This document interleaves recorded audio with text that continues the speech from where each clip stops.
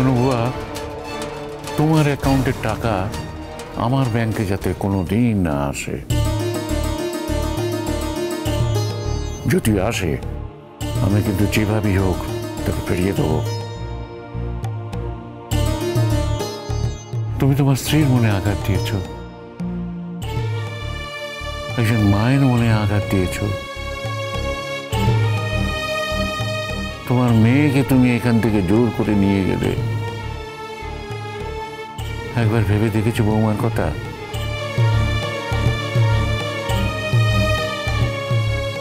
বাবা, তুমি এর মধ্যে কোনো কথা বলতেছো না বৌমা। দাদু ভাই, আমি জানি মা কি বলবে। মা বলবে বাড়ি বয়ে যখন একটা মানুষ দেখা করতে এসছে তাকে দুধছাই না করতে। মা সারা জীবন এরকম বলে এসেছে। সেই জন্যই তো আমি মাকে কোনো কথা বলতে দিতে চাই না। আমি যদি তোমাদের এতটাই চক্ষুশূল হই, তোমরা যদি আমায় না দেখতে চাও, আমার সঙ্গে দেখা না করতে চাও, তাহলে আমি আসবো না। কিন্তু আমার কর্তব্য আমায় করতে হবে। আরেকটা কথা বলি,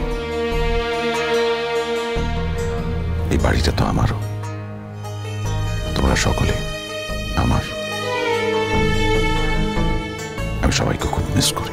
নাটক করো না তো, অনেক নাটক দেখেছি তোমার। আমি নাটক করিনি বাবা, এটা সত্যি, শুধু সেটাই বললাম। অঙ্কিতা, এখানে কিছু ফল আছে আর বিস্কিট আছে, বাবার ফেভারিট, আর তোমার শাশুড়ি মায়ের তেল আর শ্যাম্পু।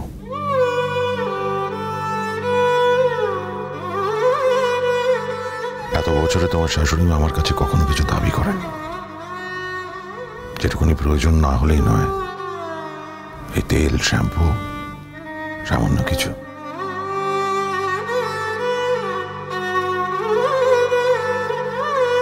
আমি জানি উনি এটা হয়তো ব্যবহার করবেন না,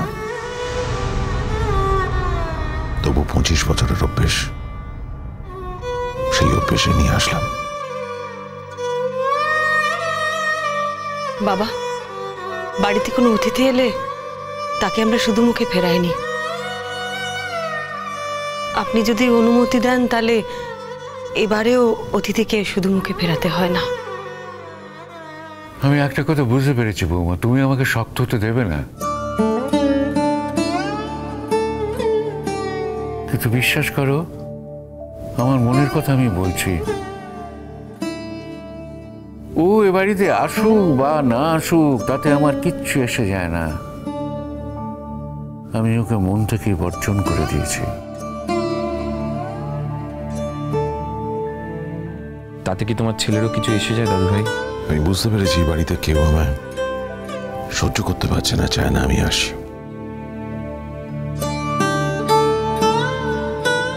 আমি হয়তো আর কোনোদিন আসবো না, খোঁজ খবর যা নেবার দূর থেকে নেব।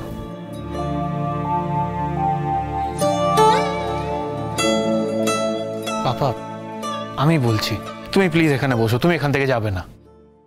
আরে জাম্বো, এই বাড়িতে তো তুই একা থাকিস না,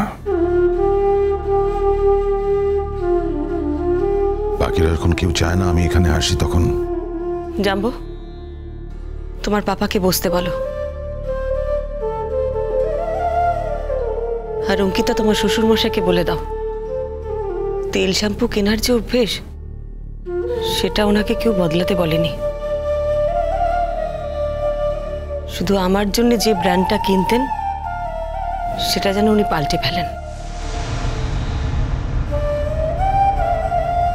কারণ এখন উনি যার সাথে থাকেন তিনি তো আমার মতন সাদা মাটা সাধারণ মেয়ে না। তাই আমার যে ব্র্যান্ড চলে সেটা কিন্তু ওনার চলবে না। তাই কেনার অভ্যেসটা যেন উনি রাখেন, শুধু ব্র্যান্ডটা যেন পাল্টে ফেলেন, আর কিছু না। কি হলো মিঠুদি? এখানে হাঁ করে দাঁড়িয়ে আছো কেন? কি দেখছো? হ্যাঁ, কি এখানে যাত্রাপালা হচ্ছে না সঙ্গে নাচ হচ্ছে? বাড়িতে অতিথি এসেছে, অতিথি এলে তাকে চা দিতে হয়, জানো না? যাও চায়ের জল বসাও, আমিও দেখি ফ্রিজে কি আছে। আমি এখন কিছু খাবো না। ডিঙ্কা, তোমার পাপাকে বলে দাও, উনি খাবেন কি খাবেন না সেটা ওনার ব্যাপার, কিন্তু বাড়িতে অতিথি এলে তাকে আমরা কিছু খেতে দিয়ে থাকি। চা জল খাবার আমরা দেব, তারপর যদি ওনার মনে হয় উনি খাবেন না তো খাবেন না।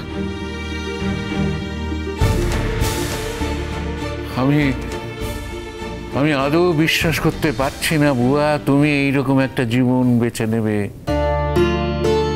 আর এইভাবে আমাদের সংসারটাকে একেবারে তছনছ করে দেবে।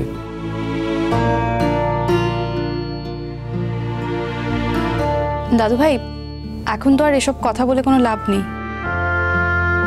দেখো, যা হওয়ার তা তো হয়েই গেছে। ডিভোর্সটা তো পাপা আর আন্টির অলমোস্ট হয়ে গেছে, শুধু কাগজপত্র যা পাওয়াটা বাকি। লাভ লোকসানের জন্য সবাই তো কথা বলে না মা। আমি আমার বিশ্বাস থেকে কথাগুলো বলছি। আজ আমার নিজেকে বড় অপদার্থ মনে হচ্ছে। আমার ছেলেটাকে আমি সঠিকভাবে মানুষ করতে পারিনি।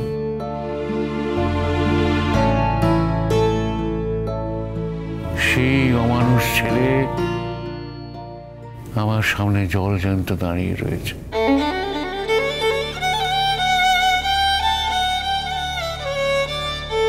আমার যে কি হচ্ছে আমি তোমাদের বোঝাতে পারবো না, তুমিও বুঝতে পারবে না। অবশ্য আমি চাই এরকম বোঝার অবস্থা যেন তোমার কোনোদিন না হয়। দেখো দাদু ভাই, দুটো মানুষের মধ্যে বনিবনা নাই হতে পারে। ডিভোর্সটা তো খুব একটা খারাপ জিনিস নয়, মানে এটাতে তো কারোর অপরাধ নেই। তুমি শুধু শুধু যাদের ডিভোর্স হয় সারা পৃথিবীতে তাদের সবাইকে একসঙ্গে কন্ডেম করে দিচ্ছ। তোমাকে আমি আগেও বলেছি, এইসব বিষয়ে তোমার সাথে আমি তর্ক করতে চাই না, আর তোমাকে তর্ক করার যোগ্য আমি মনে করি না। তুই পৃথিবীর সব লোকের সাথে আমার মাকে গুলিয়ে ফেলছিস কেন? পৃথিবীর সব মানুষ এক সারিতে বসে, তুই মাকেও সেখানে বসাতে চাইছিস। আমি কিন্তু সেটা হতে দেব না। একটা কথা ভালো করে বুঝে রাখ দাদা ভাই, স্বার্থপরতার একটা লিমিট হয়, তুই না সেই লিমিটটা ক্রস করে যাচ্ছিস। দেখেছ অঙ্কিতা, একটা জেনারেল কথা বললাম, কিন্তু সেটাও ঠিকভাবে নিতে পারলো না। সেটার মধ্যেও কালার লাগিয়ে দিল, আমার কথাটাকে পুরো উল্টে দিল, শেষ পর্যন্ত আমার মুখে কথা বসাতে শুরু করে দিল। তোর মুখে কিন্তু কেউ কোনো কথা বসায়নি, তুই ভুল। ডিঙ্কা,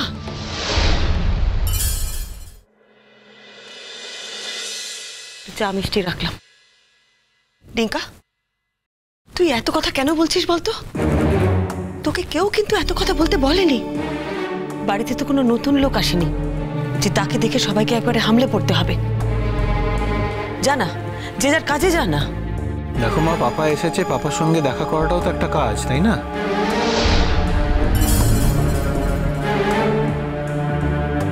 আমি তোমাকে বলিনি জানবো, আমি জানি তোমাকে আমি কতটা বলতে পারি আর কতটা বলতে পারি না।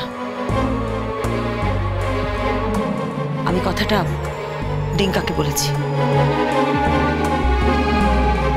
পাপা, তোমার শরীর ভালো আছে, বেটা। পাপা, তুমি ওষুধপত্র ঠিক মতো খাচ্ছ তো? হ্যাঁ, খাচ্ছি। পাপা, বলছিলাম যে ডিঠি ভালো আছে তো?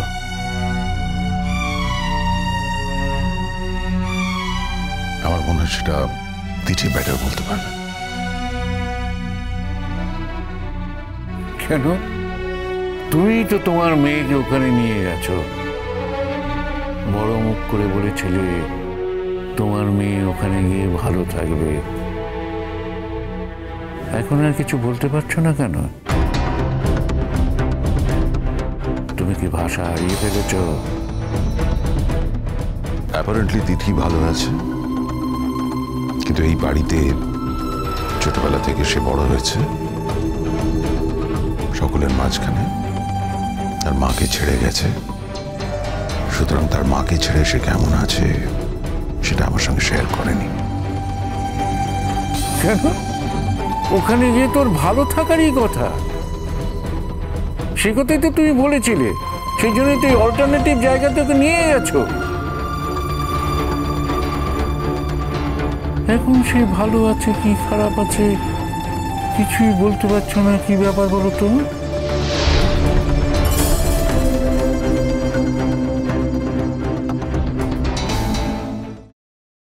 আর বুকান বইটা আমার লাগবে তো। আমি এসে দেখি আমার ছেলের এই রকম অবস্থা, একটা ওষুধ পর্যন্ত লাগানি, অসভ্য মেয়ে কোথাকার। Do not talk to like that. ওর মা কিন্তু ওর সঙ্গে কখনো এরকম বিহেভ করেনি। হ্যাঁ, সেই জন্যই তো এরকম বাঁদর তৈরি হয়েছে। শুন, এখানে তো ভালো লাগছে না, তাই না?